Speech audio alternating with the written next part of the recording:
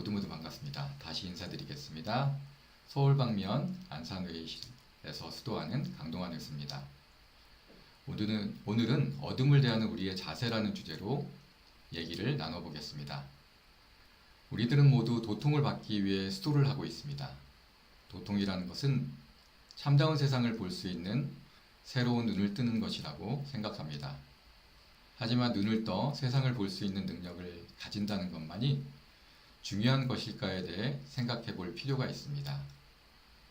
여러분, 잠깐 눈을 감아 보았다고 상상해 보실까요? 지금 이 순간 보이지는 않지만 분명히 느껴지는 것들이 있습니다. 바람의 흐름, 내 몸의 온기, 마음의 움직임. 오늘은 눈이 보이지는 않지만 더 깊이 세상을 볼 수 있는 사람들이 나오는 세 개의 작품을 살펴보겠습니다.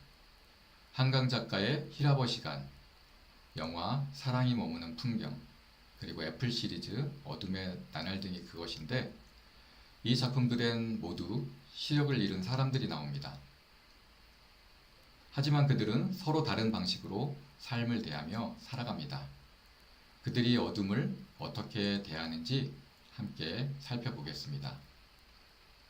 먼저 히라버 시간의 주인공은 히라버 강사입니다.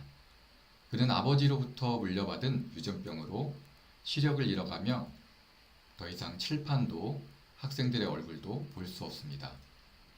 하지만 그는 멈추지 않습니다. 그는 한 학생에게 다가가 작은 목소리로 이렇게 말합니다. 필로티모, 그것은 그리스인들이 가장 아름답다고 여기는 단어로 자발적으로 품위 있는 삶을 살려는 마음이라는 뜻을 가지고 있습니다. 그의 말은 사라지지 않습니다.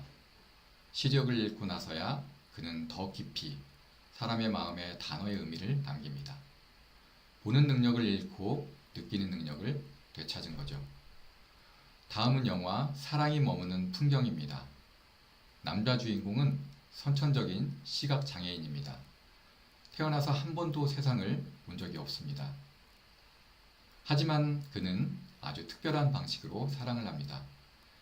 그는 사랑하는 여인이 방에 들어올 때 공기의 흐름이 달라지는 걸 느낍니다. 그리고 그녀에게 이렇게 표현합니다. 당신이 방 안에 들어올 때 공기가 바뀌어요. 나는 당신의 걸음, 숨소리, 목소리의 쉼표를 기억해요. 여자가 울고 있을 때는 그녀의 얼굴을 손끝으로 만지며 이렇게 말합니다.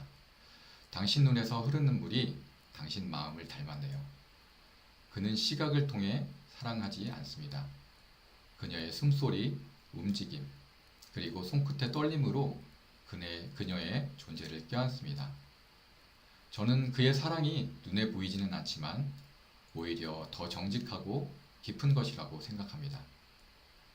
그는 그녀의 권유로 수술을 통해 시력을 회복했다가 다시 시력을 잃는 힘든 과정을 겪습니다. 그 과정에서 그는 오히려 앞을 보지 못했을 때가 더 평안하고 더 많은 것을 볼 수 있었다는 사실을 깨닫게 됩니다. 하지만 어둠 속에서 항상 감각이 열리고 좋은 방향으로 발전하는 것은 아닙니다. 때로는 어둠 속에서 두려움이 자라나고 자신과 다른 존재를 거부하고 배척하기도 합니다. 애플 TV 시리즈 어둠의 나라는 아주 먼 미래에 전 인류가 시력을 잃어버린 세계를 배경으로 합니다. 그들은 청각, 촉각, 그리고 후각으로 세상을 인식하고 맹인의 방식으로 문명을 이룹니다. 그러던 어느 날 시력을 가진 쌍둥이 아이들이 태어납니다. 그 사실이 알려지자 최고 권력자는 말합니다. 그 아이는 마녀의 자식이다. 그리고 그 아이들을 죽이기 위해 전 군대를 동원해 사냥을 시작합니다. 한 장로가 이렇게 말합니다. 보는 자가 다시 태어나면 이 세계는 멸망한다.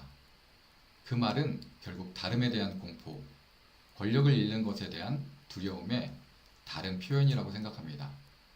이 작품은 묻습니다. 시력을 가진 사람이 왜 위험한 존재가 되었는가? 눈을 떴기 때문이 아니라 기존 질서가 위협받고 기득권자들이 권력을 상실할 수 있기 때문이었습니다. 같은 어둠 속에서 누군가는 사랑을 배우고 누군가는 욕심과 배척을 선택합니다. 히라보 시간의 강사는 보이지는 않지만 끝까지 아름다운 언어와 연결을 포기하지 않았고, 사랑이 머무는 풍경의 주인공은 눈이 아닌 마음의 언어로 사랑을 전하기 위해 더 섬세한 감각을 펼쳐 보였습니다. 반면에 어둠의 나날에서의 세계는 권력을 지키기 위해 시력을 가진 자들을 배척하며 스스로 더 깊은 어둠 속으로 빠져들어갑니다. 어둠 속에서 우리는 무엇을 선택해야 할까요? 두려움일까요? 사랑일까요? 배척하는 것일까요? 서로 이해하는 것일까요? 도인 여러분, 보이지 않더라도 우리는 세상을 다른 방식으로 볼 수 있습니다. 태극도의 길은 육체의 눈보다는 마음의 눈을 열어가는 머나먼 여정이라고 생각합니다. 오늘 하루 나는 어떤 눈으로 세상을 바라보고 어떤 선택들을 할 것인지 생각해보고 순정한 마음을 먹어 상제님의 도를 바르게 실천하는 시간이 됐으면 좋겠습니다. 그럼 우리들의 마음의 눈을 열어주는 소중한 진시기도 정성을 다해 모시겠습니다. 감사합니다.